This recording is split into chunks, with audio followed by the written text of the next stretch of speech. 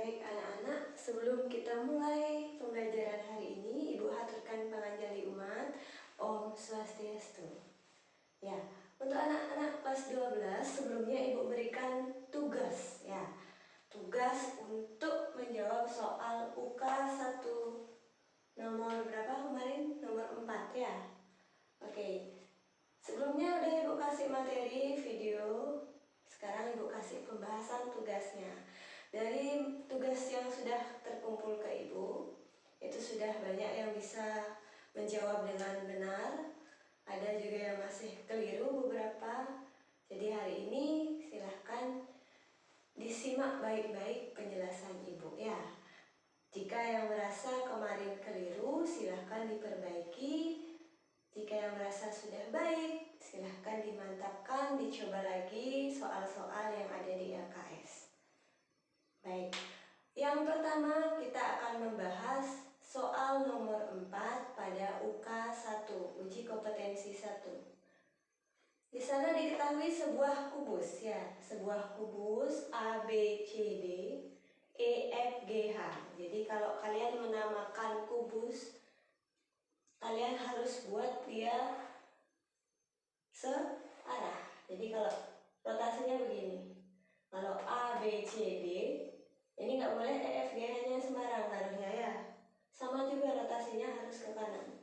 E, F, G, H ya. Nggak boleh naruh titik sembarangan ya. Oke, diketahui kubus begini. Kemudian titik P itu adalah titik yang merupakan perpotongan garis FC dan garis BG. Mana namanya garis? Kalau ada pernyataan garis FC berarti kalian tarik garis dari titik F ke titik C. Ya, seperti ini. F ke C, maka garis yang menghubungkan mereka disebut dengan garis FC. Kemudian garis BG. Ini titik B, ini titik G, hubungkan. Itulah garis BG. Mereka berpotongan di titik P. Ya, dengan kondisi ini, maka tentukan. Bagaimana soalnya? Tentukan apakah titik A terhadap bidang ABCD, kedudukannya gimana?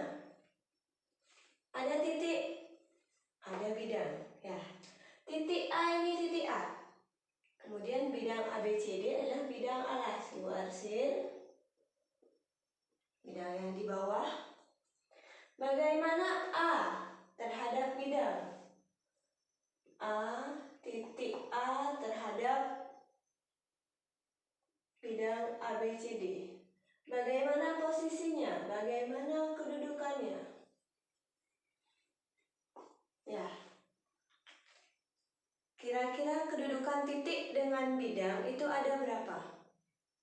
Ada 2 ya. Jadi kalau ada sebuah titik, ada sebuah bidang, maka kemungkinan posisi mereka adalah pada bidang titiknya atau di luar bidang.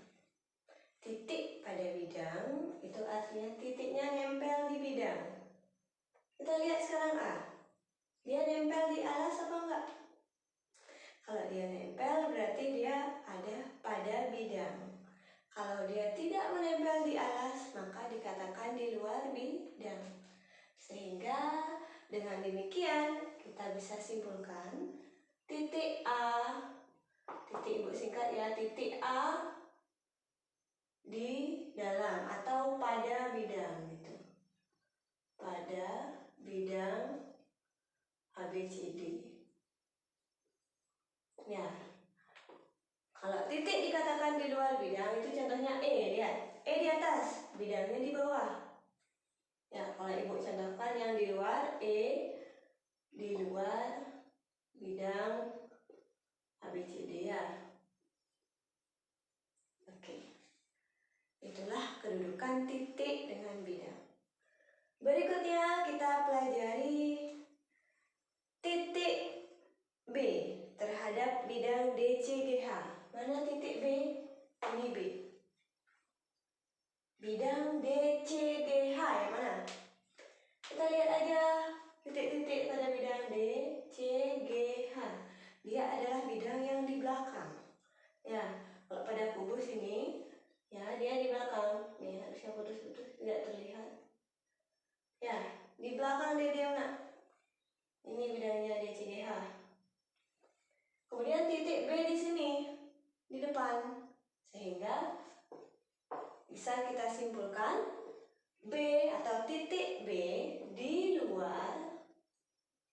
bidang D, C, G, H ya.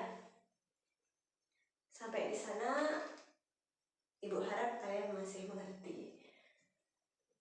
Yang C, yang berikutnya, kalau tidak ngerti nanti komen di komentarnya ya, di kolom komentarnya. Soal yang C, titik P terhadap bidang B, C, G, F. Oke, mana P? Ini P. B, C, G, F itu bidang yang di samping ini. Ini ya bidangnya ya. Nah, bagaimana posisi P terhadap bidang? Kalau kalian bayangkan ya, titik P itu nempel di bidang B, C, G, F apa enggak? Bayangkan ya. Jadi ada bidang di samping, habis itu P di tengah-tengah. Dia pada bidang apa enggak? Ya. Kalau menurut Ibu ya sudah jelas pada bidang. Kenapa? Karena B, C, G, F dan P itu ada hubungannya. P terletak pada perpotongan garis BG dan CF ya. FC, CF ini.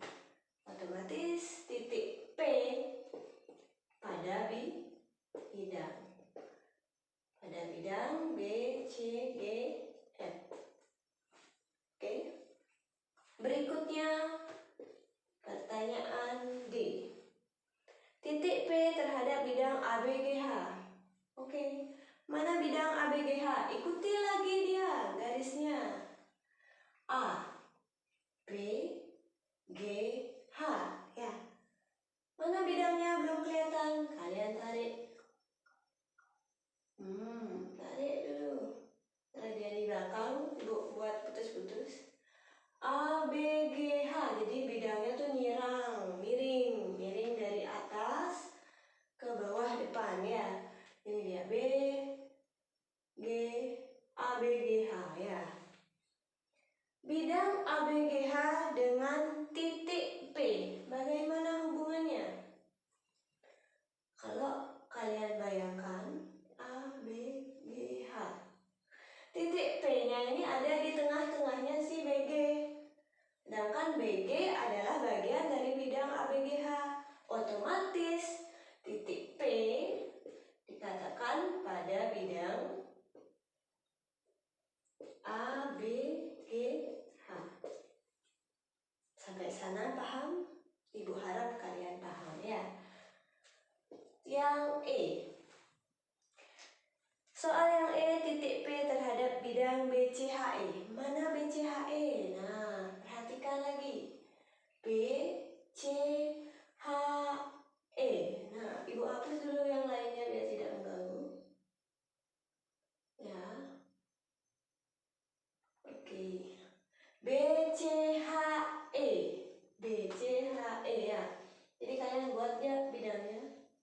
Nah, itu ya. Jadi bidang yang dari mana ini?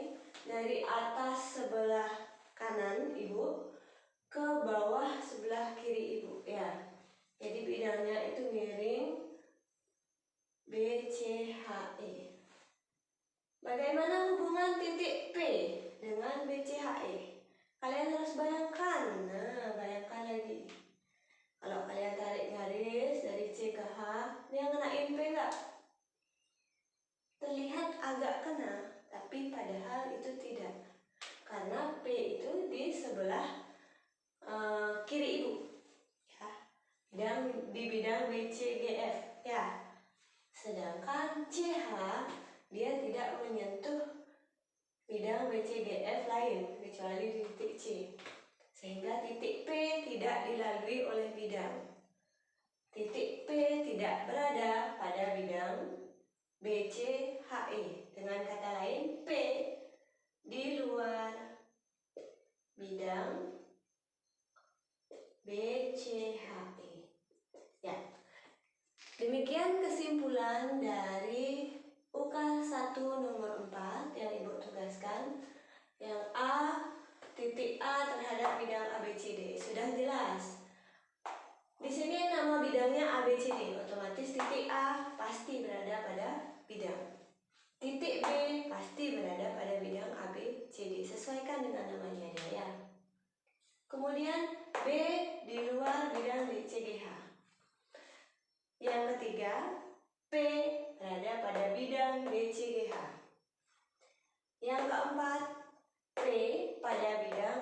B, G, H. Sedangkan yang kelima, yang E, P di luar bidang A, B, C, H, E. Itulah kesimpulan dari UK 1 nomor 4. Semoga kalian mengerti. Jika kurang paham, silahkan kirim pertanyaan di kolom komentar YouTube atau boleh juga melalui WA Ibu. Selamat mengerjakan tugas, selamat belajar, semoga sehat selalu.